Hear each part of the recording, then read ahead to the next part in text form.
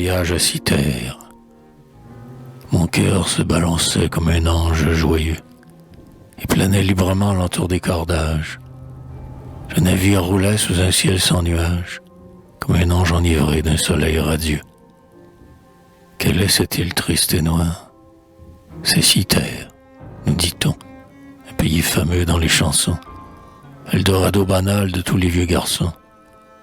Regardez, après tout, c'est une pauvre terre. Île des doux secrets des fêtes du cœur, de l'antique Vénus le superbe fantôme, au-dessus de tes mers plane comme un arôme, et charge les esprits d'amour et de langueur. Belle île aux myrtes verts, pleine de fleurs écloses, vénérée à jamais par toute nation, où les soupirs des cœurs en adoration roulent comme l'encens sur un jardin de roses, où le recoulement éternel d'un ramier. Cythère n'était plus qu'un terrain des plus maigres, un désert rocailleux troublé par des cris aigres. J'entrevoyais pourtant un objet singulier. Ce n'était pas un temple aux ombres bocagères, où la jeune prêtresse, amoureuse des fleurs, allait, le corps brûlé de secrètes chaleurs, entrebâillant sa robe aux brises passagères.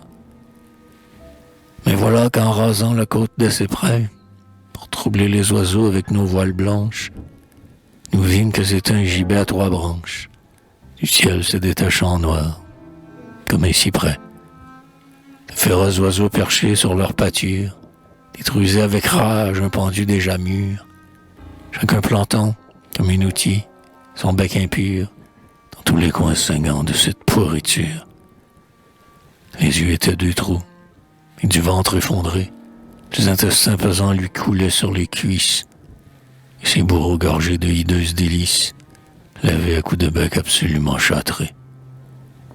Sous les pieds, un troupeau de jaloux quadrupèdes, les museaux relevés, tournoyaient et rôdaient. Une plus grande bête au milieu s'agitait, comme un exécuteur entouré de ses aides. Habitant de Cythère, enfant d'un ciel si beau, silencieusement tu souffrais ces insultes, en expiation de tes infâmes cultes et des péchés qui t'ont interdit le tombeau. Ridicule pendu, tes douleurs sont les miennes. Je sentis à l'aspect de tes membres flottants, comme un vomissement remonté vers mes dents, le long fleuve de fiel des douleurs anciennes. Devant toi, pauvre diable aux souvenirs si chers, j'ai senti tous les becs et toutes les mâchoires, des corbeaux lancinants et des panthères noires, qui jadis aimaient tant à triturer ma chair. Le ciel était charmant, la mer était unie, pour moi tout était noir et sanglant désormais. Hélas, et j'avais, comme mon ossuaire épais, le cœur enseveli dans cette allégorie.